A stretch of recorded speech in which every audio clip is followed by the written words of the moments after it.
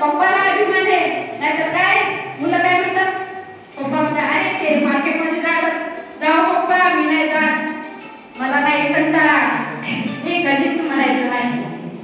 लहान असताना या आईवडिलांनी आपल्यासाठी काय केलं याची जाणीव ठेवा आणि पुढे करत राहा.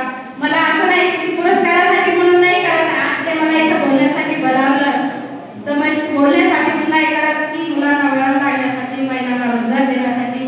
मला पुरस्कार भरपूर भेटलेले, सह्याद्री वाहिनीवर, TV9, IB लोकमत, साम TV, भरपूर याच्या माझ्या चॅनलवर मुलाखती आलेल्या आहेत.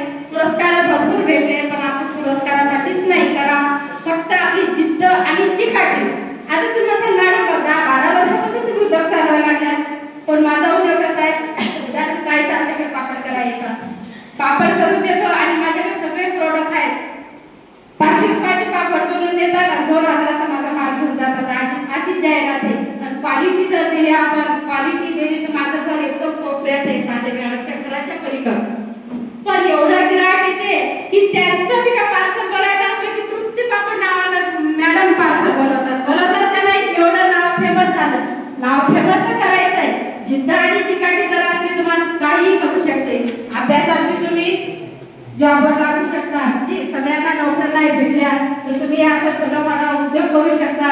आणि ज्यांच्याकडे शेती वगैरे आहे, आवर्जून तुम्ही विषमुक्त शेती करा, सेंद्रिय शेती करा. आज आपल्या शरीराला ऑर्गॅनिक शेतीची गरज आहे. आपल्या